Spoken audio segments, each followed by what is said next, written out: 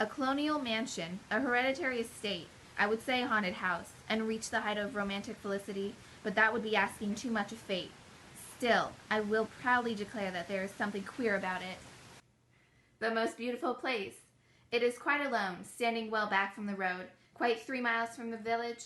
It makes me think of English places that you read about, for there are hedges and walls and gates that lock, and lots of separate little houses for the gardeners and people.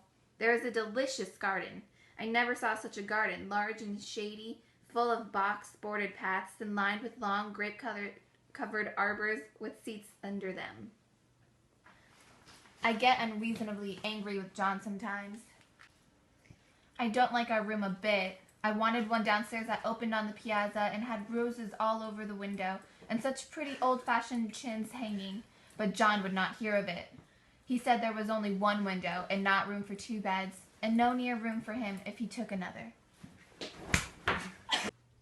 It is a big, airy room, the whole floor nearly with windows that look all ways and air and sunshine galore. It was a nursery first, and then playroom, and gymnasium, I should judge, for the windows are barred for little children, and there are rings and things in the walls. The paint and paper look as if a boys' school had used it.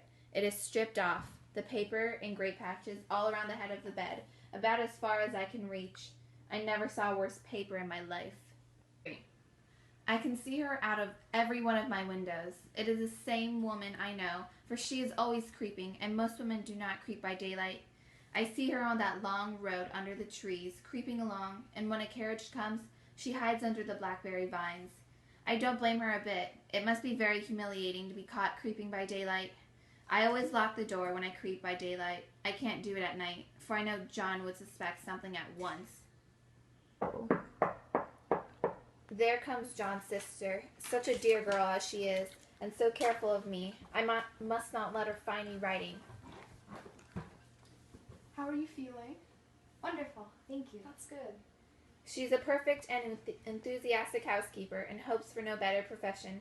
I verily believe she thinks it is the writing which made me sick, but I can write when she is out, and see her a long way off from these windows. One of those sprawling, flamboyant patterns committing every artistic sin.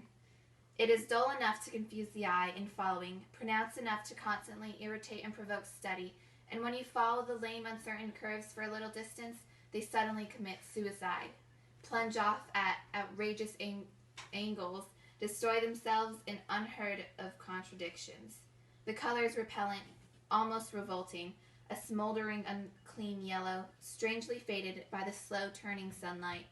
It is a dull, yet lurid orange in some places, a sickly sulphur tint in others. No wonder the children hated it. I should hate it myself if I had to live in this room long. There comes John, and I must put this away. He hates to have me write a word. Open the door. Someone bring me an axe. It would be a shame to break down that beautiful door. The key is down the path under a plantain leaf.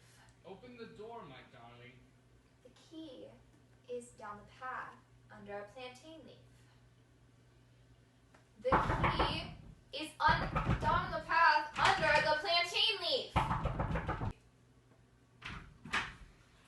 For God's sake! What have you done? I got out at last, in spite of you and Jane, and I ripped off most of the wallpaper, so you can't put me back. Now why should that man have fainted? But he did, and right across my path by the wall, so that I had to creep over him every time. And you can't put me back in! But I did, babe.